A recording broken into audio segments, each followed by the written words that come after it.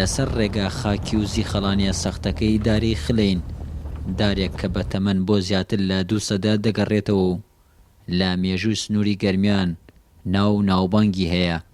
ئەم دارە لە بەرزایەکی زۆر سەخت و دوورە دەستی ناحی باوەنووری سەرباقەزای کەلار لەلایەن خەڵکی مەمە نێژراوە کە یەکێک بووە لە سەرۆکۆزەکانی جاف. مەبەست لە ناشتنی ئەم دارە بۆ ناونیشان و دۆزینەوەی ڕێگاکان بووە کە ئەو کات هۆزەکان گەرمیان و کوێستانیان کردووە.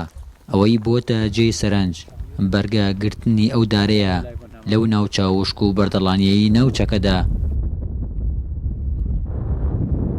لە ناوچەی گەرمیان کوێستانیان کردووە بەهۆی لە وەرگا و ئاژەڵداریەوە ئەم داران لێرە ناشتووە. ئەم دارە هۆکاری ئەوەیە ناشتنەکەی ناوچەکە شوێنێکی استراتیژیەوە، شوێنێکی بەرزە دیارە بۆ ئیسراحەتکردنیان یا بۆ ناونیشانێک کە شوێنەکە لە بەرزاییەکایە ئەم دارایان ناشتووە و هەر خۆشیان ئەویان داوە ئەو ماوەی کە لێرە ماونەتەوە و داری بەڕوویان هەڵبژاردەوە، چونکە ناوچەکە ناوچەیەکی بەردەڵانی و سەختە و داری بەڕووش کەمتر پێویستی بە ئاوە و ئەو ناوچەیە کە داری خلی لێ ڕواوە ناوچەیەکی سەختە.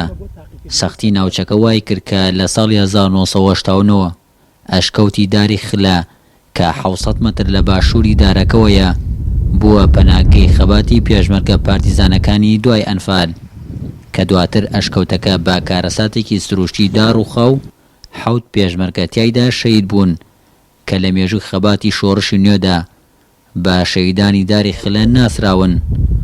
لە ئێستاشدا دارەکە بۆتە شوێنێک بۆ پشودانی شوانکاری ناوچەکە.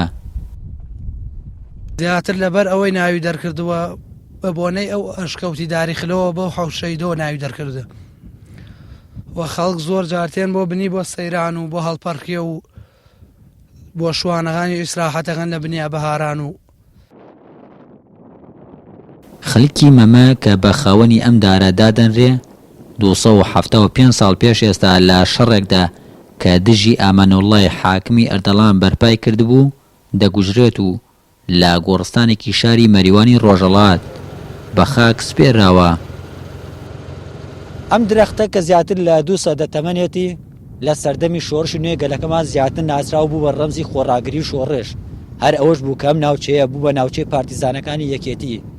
لە ئێستاژە پێشمەرگە دێرینەکان بۆ یادکردنەوەی هاوڕێکانیان سەردانی ئەم درەختە دەکەن و ساتێک لە بنی ئەم درەختە باسی یادەوەریەکانیان دەکەن.